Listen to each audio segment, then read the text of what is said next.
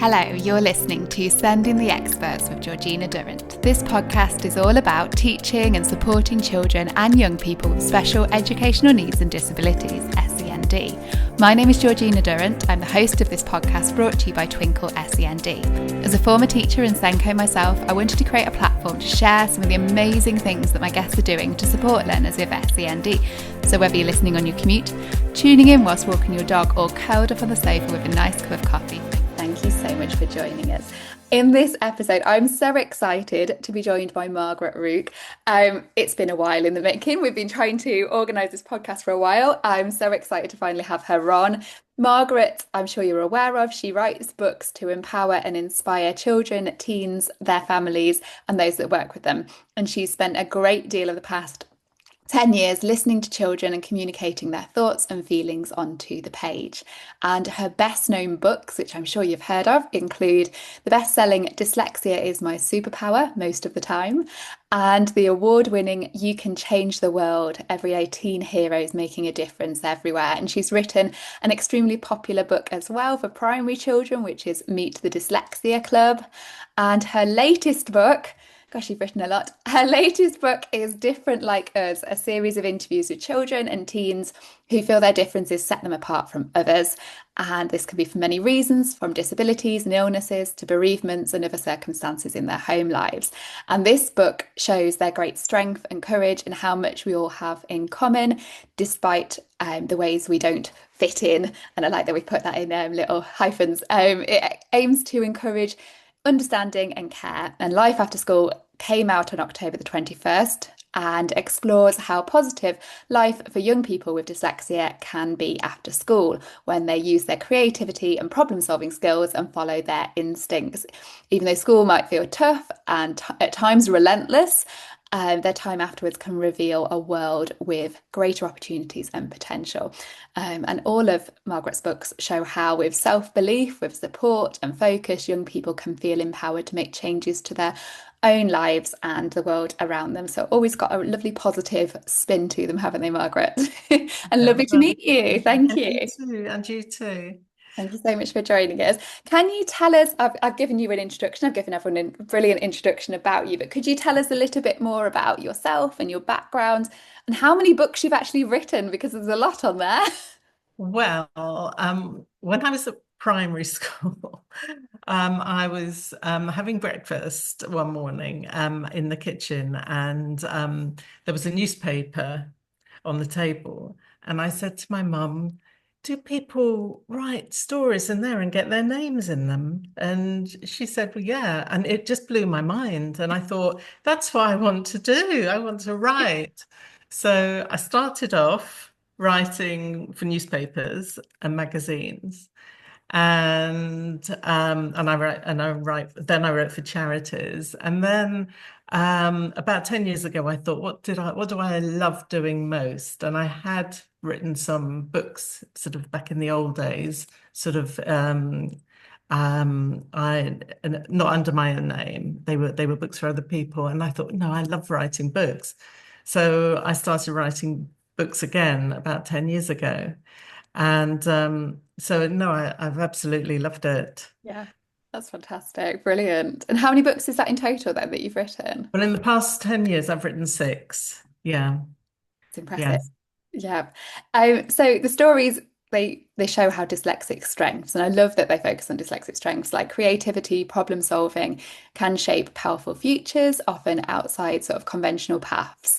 What do you think this challenges in how we talk about dyslexia in schools? Yeah, it's life at school for children with dyslexia is obviously very hard. Yeah. And the way they learn ideally isn't reflected in the way they're taught. Yeah. So but I think what's really important is that the message comes over in schools that dyslexia, being dyslexic, can lead to all kinds of success. Yeah. And that's what I've found. And when I say that, I don't necessarily mean, oh, everyone can be Richard Branson, Yeah. which Yeah. is Yeah. true, that no one else can be Richard Branson. But but children will find if they leave school with enough self-belief, they will find their own path. Yeah. And sometimes when they find a path that's quite conventional, like being a nurse, they'll put their own spin on it. Yeah. And this is what I've found. And they might want to be a nurse who travels the world nursing, or so just yeah. So that would be my message, that Yeah. there has to be a way that school delivers that message. Yeah. And I know, for example, that dyslexia clubs in schools are really great at that. And I've heard about some of them doing assemblies in front of the whole school. Oh, Yeah. wonderful. And also another thing that really helps is when teachers tell the kids in their classes that they're dyslexic. Yeah. I just think, Yeah, it makes such a difference. yeah, it just makes it the fact that you can leave school and get a good job and do well in society, it makes it real. Yeah. So, yeah. No, I think that's great. And I like as well that you're not sort of brushing it under the carpet as well, like the difficulties that children will face with dyslexia. I think that's really important. You're not saying, it's just strengths, it's just brilliant things, because obviously there are lots of difficulties that children face in school, but it's sort of still being positive, which I really think is a great thing. So there's going to be parents listening to this as well. So for parents of younger children, perhaps who might be feeling a little bit anxious about the future, about school, about after school, all of that. What messages of sort of hope and positivity do you hope they'll get from the book, or any of the Um, books, really, I suppose? yeah. So I wrote Meet the Dyslexia Club Yeah. specifically for them.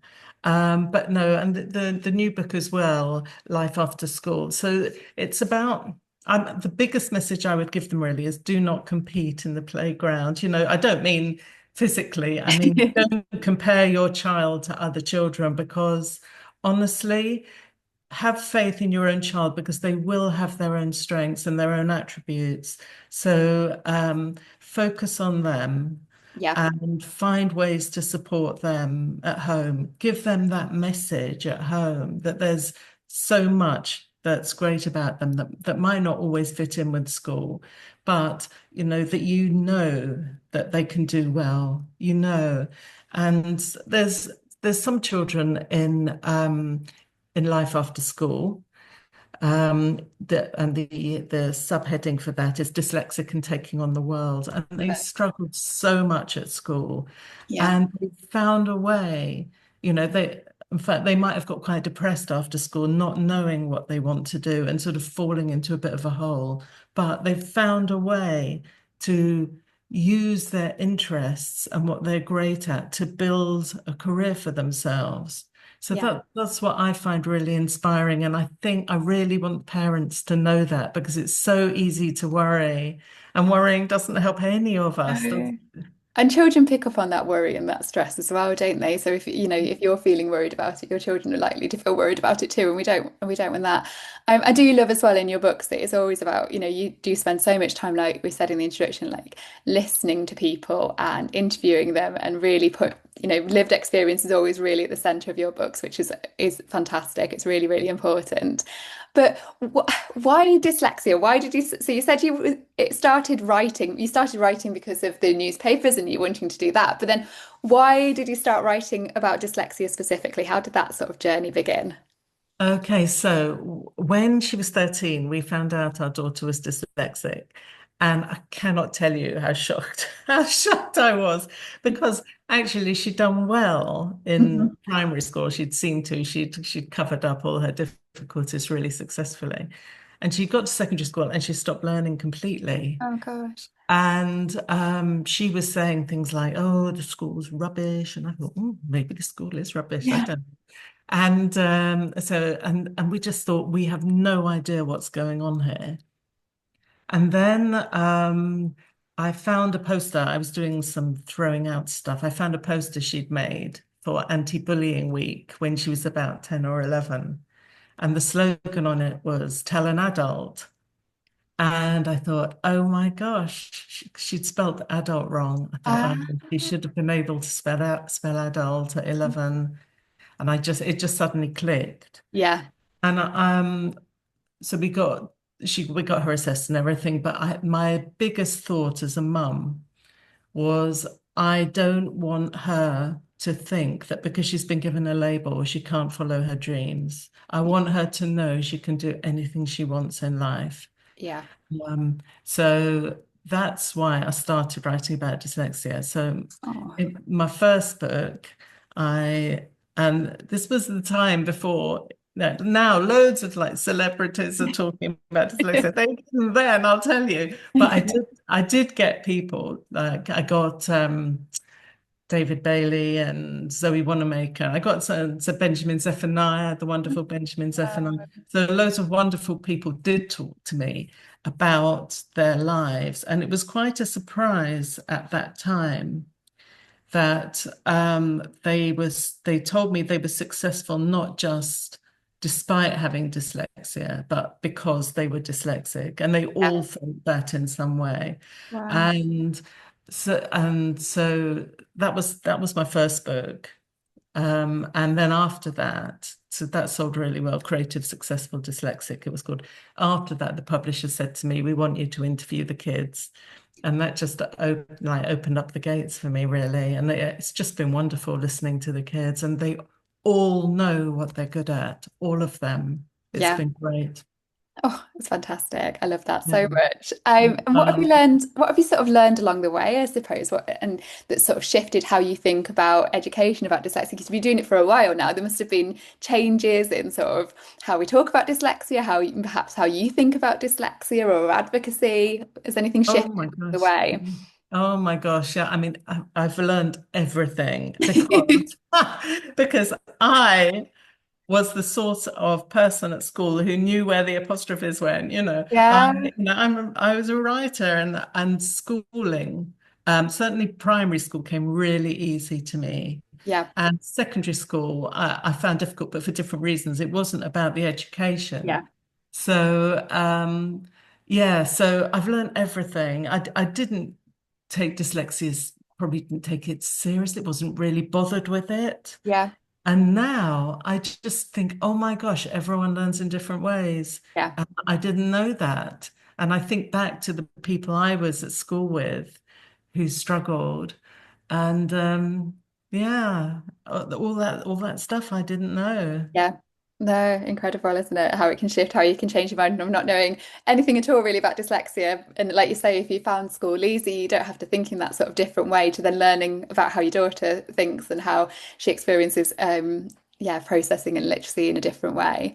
Yeah. How's she doing now, by the way? Just She's having. doing great, actually. I so I actually lost my job just as she was doing her GCSEs, Gosh.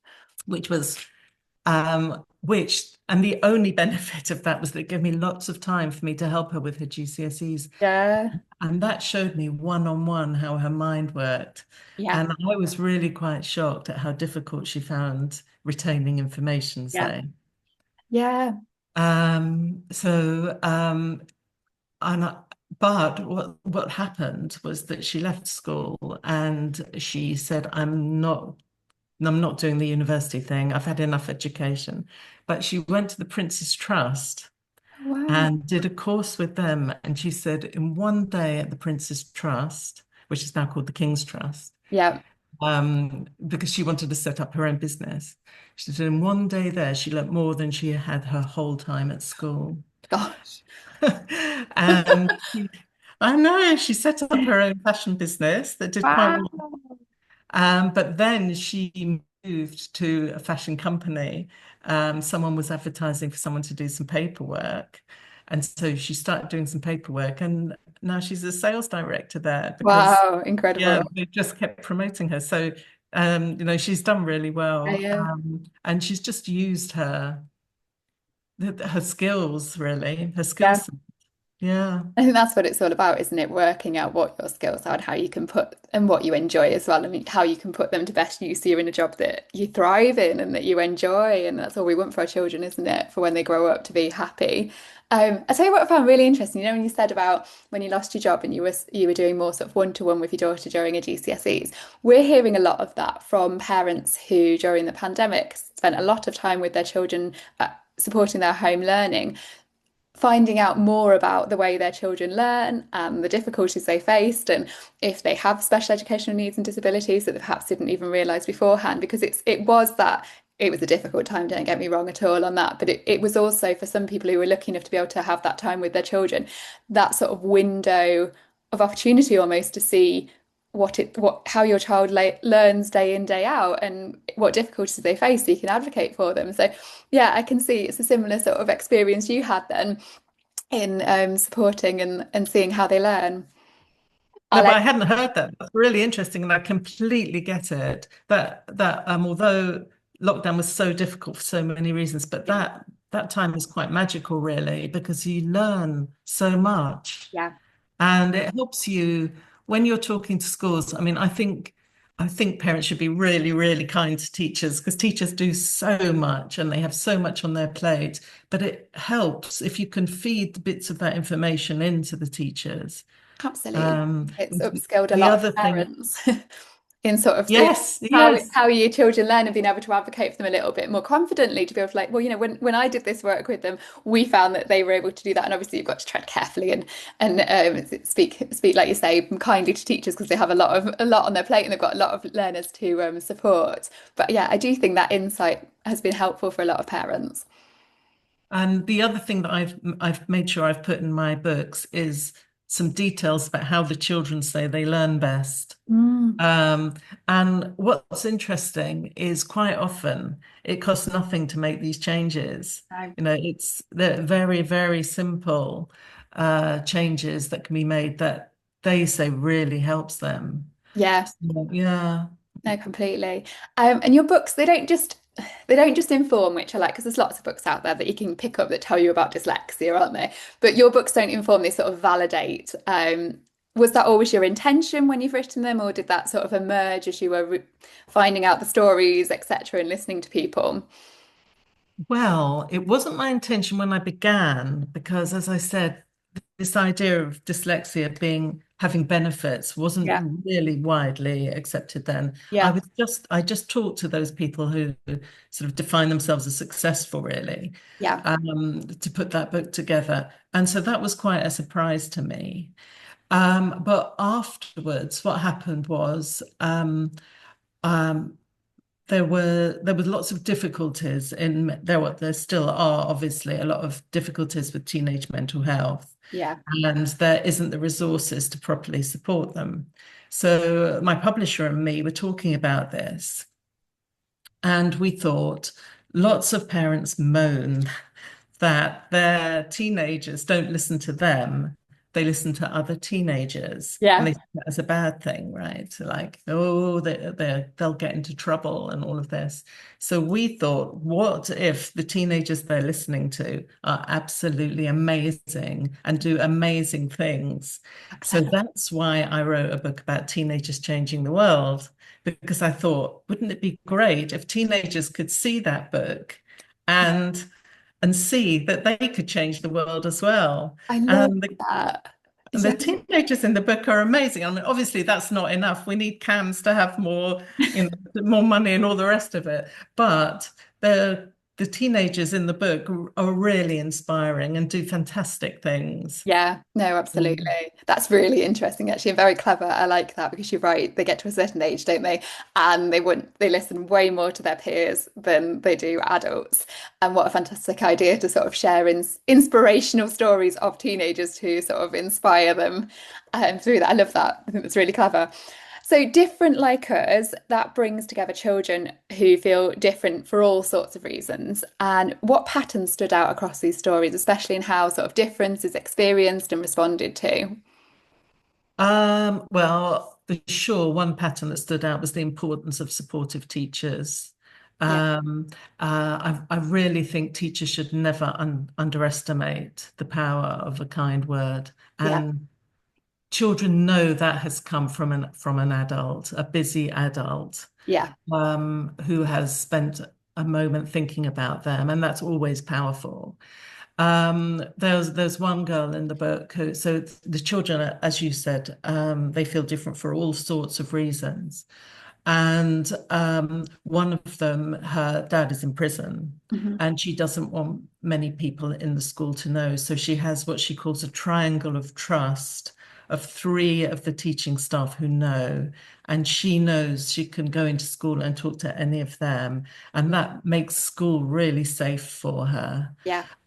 So there was lovely sort of vignettes like that, but then there was also there's a lovely girl with sickle cell, and she told me that there was sort of some thoughtlessness at her primary school where they'd put a list up on the wall of children with medical conditions that people could see, and that was awful for her. Yeah. So so both of those came out. I think the overwhelmingly the biggest message was that everyone found something positive. Yeah. Even this boy who'd lost his dad, he said to me, it was something like, my dad loved rugby, and when I play rugby, I think of him looking down on me, and Oh. it makes me play better. And um, there's a girl with Tourette's, and she realized that she was getting stopped by police because of her condition, and she realized she had started explaining to police, no, it's a medical condition, and then she realized that they needed training and ambulance staff needed training. So that's what she started to do. Wow. I That's know, I know. incredible. Gosh. And so many of these kids, they teachers talk to them about how thoughtful they are, or if someone new comes into class, they say, "Oh, go and sit next to Maisie; she'll look after you," sort of thing. And they're Yeah. very proud of that. That what makes them different has given them this attribute of Yeah. kindness, really. Um, so yes, it is a lovely book, No, it's a lovely book. absolutely fantastic. And in You Can Change the World, which I always see everywhere, by the way. I see it in the library. I'm always Yeah. like, oh, I know Margaret. I get excited. I sort of name drop you. You spot like teenagers in that, don't you, that driving change. And what do you and I think there's a big link, isn't there, between neurodivergence and activism. I remember when I chatted to, I think it was Kathy Wassell from the Autistic Girls Network, she said one of the key strengths for autistic girls can often be sort of activism and like advocating for others and that side of things, which is fantastic. So if you could change one thing about how society views sort of neurodiversity or specifically dyslexia, what would it be? I think we need to celebrate it. Yeah, and just we need the message has to be really we need people whose minds work in all different ways to create society. Yeah. We need it for the architects, and we need it for the long distance lorry drivers, and we need it for the coders, and we need it for society to run with Yeah. people who love their work and are great at it. And yeah, I think that's the Yeah. main. No, I think that's it's spot on as well. And I think the whole celebration thing as well, sometimes it can be a bit. I was speaking at the Test Senche last week, and one thing I said as well about like celebrating neurodivergence, we need to be careful. It's not just one assembly, one time a year, put a picture of a neurodivergent celebrity on the board and tick that box we've celebrated neurodiversity, because that's not what it is at all, is it? It's like exactly what you've been saying about celebrating like real children, real young people and their individual sort of strengths, and not just thinking always about academic success, but that child, like you said, who is kind, and this child that you always want to sit the new child next to because they'll be well looked after. Those sorts of strengths, or thinking outside of the box, or advocating for all of these brilliant strengths that they can bring. And obviously, we're not brushing away any difficulties that children face because they're real too. But yeah, I think sort of celebration around neurodiversity and neurodivergence in particular needs to be daily, all the time, to build children's self-esteem. Well, there's children that live with it daily, isn't there? So Exactly. once a year isn't gonna cut it. No, absolutely Um, not.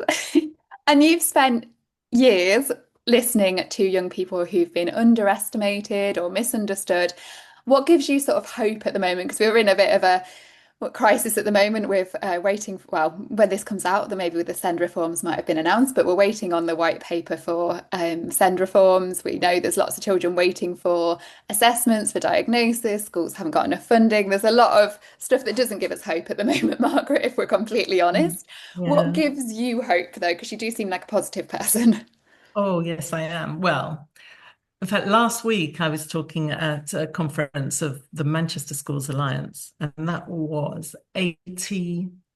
So I was talking to 80 head teachers who Mhm. had taken a day out of their lives. Can you imagine Wow. to listen to speakers about neurodiversity? Can you Fantastic. imagine that happened?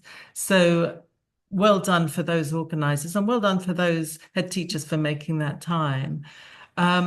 What gives me most hope actually is the kids themselves Yeah. because um, they they are amazing and they know what they're good at and they make it happen in today's society somehow. Yeah. If they leave school with enough, if we support them and if they leave school with enough self-confidence and Yeah. self-belief. So they speak so powerfully and so honestly.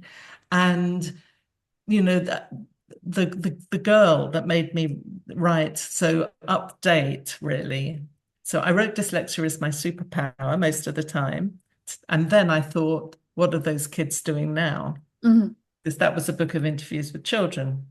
So I went back to 40 of them and to see what they're doing 10 years later.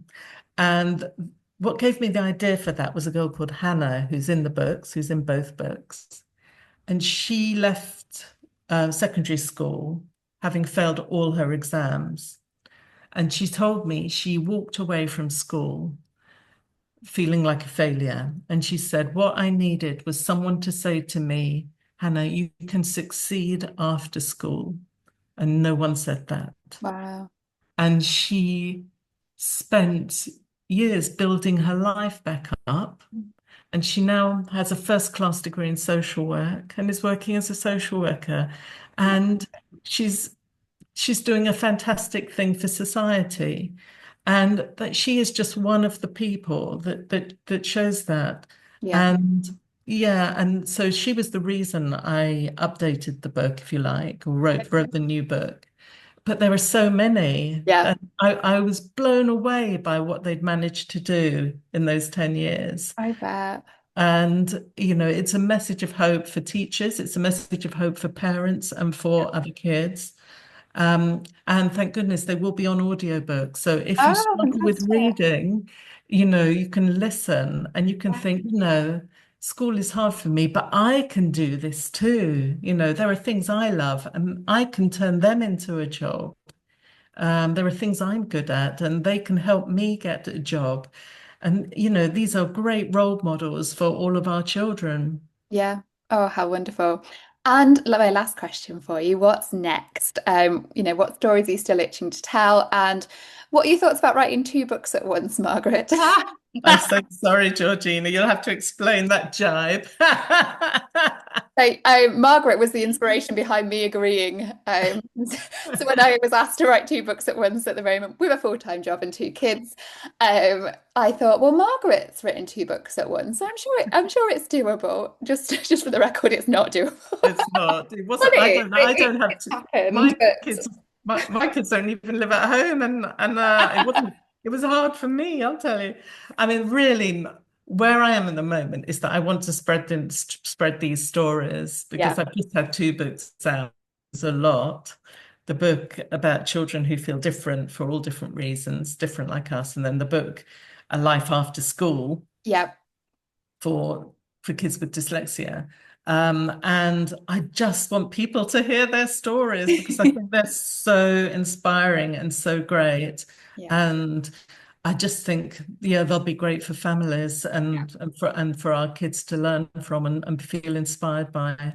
So Oh, that's where I am at the moment. I love that. And it's lovely to have some hope. Like I said, at the moment, things are a little bit down, aren't they, in the world of SEND at the moment, understandably, because things are pretty horrible for a lot of people. And I think it's lovely to be able to speak to somebody who's bringing sort of hope, like genuine hope as well, and genuine sort of positivity, but also not brushing away the difficulties, but sort of helping inspire through the voices of young children, children and young people.